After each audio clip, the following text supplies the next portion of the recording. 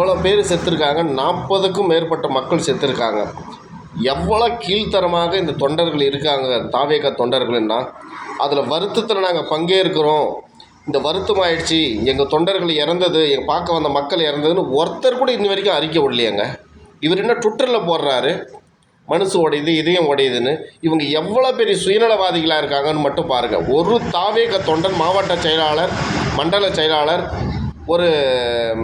ஒருத்தன் நான் வருத்தப்படுறேன், எங்கள் மக்கள் இறந்துட்டாங்க, வருத்தப்படுறோம், நாங்கள் இந்த துயரத்தில் பங்கே இருக்கிறோம், அவங்களுக்கு கூட இருப்போன்னு ஒருத்தர் கூட சொல்லலையாங்க. அப்போ என்ன மனநிலையில் இருக்காங்க இவங்க? என்ன மனநிலையில் இருக்காங்க இவங்க? இந்த செத்து போன வீட்டில் இருக்கிறவங்க பேட்டி கொடுக்குறாங்க, என்னவோ டூர் போன மாதிரி பேட்டி கொடுக்குறாங்க. உங்களுக்கெல்லாம் மனசாட்சி உறுத்தலையாடா? உங்கள் குடும்பமே இழந்துட்டிங்களாடா? நீங்கள் எல்லாத்தையும் இழந்துட்டீங்க. வாழ்க்கையில் மொத்தம் முடிஞ்சிடுச்சு. ஒரு மனைவி, புள்ள எல்லாம் போயிடுச்சு.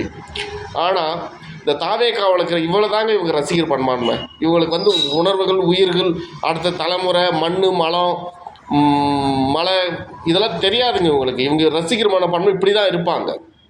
அதுக்கு தான் ரஜினிகாந்த், அஜித்தெல்லாம் அரசியல் வரேன்னு சொல்லிட்டு வராமல் போயிட்டாங்க. அஜித் ஆரம்ப காலத்துலேயே வரமாட்டேன்னு சொன்னார். காரணம் என்னென்னா, இந்த ரசிகர்களை ஒழுங்குபடுத்தி நடக்க முடியாது. ரொம்ப ரேர்.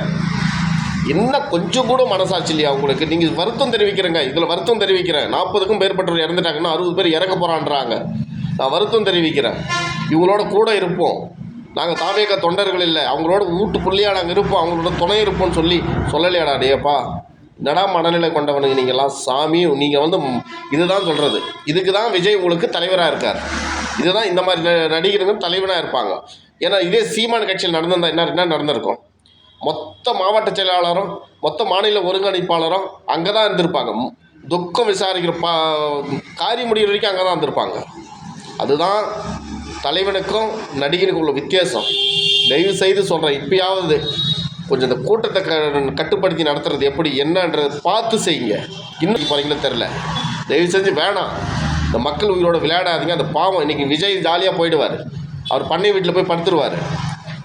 அவர் பண்ணை மனப்பான்மையோடு தான் நினைக்கிறார். பண்ணையார் மனப்பான்மையோடு தான் இருக்கார்.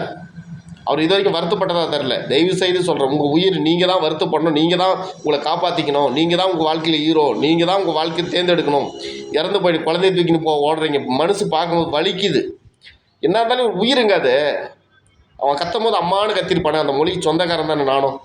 அந்த மொழிக்கு சொந்தக்காரன் தானே அவனும். எனக்கு வலிக்குதுங்க. விஜய்க்கு வலிக்காது.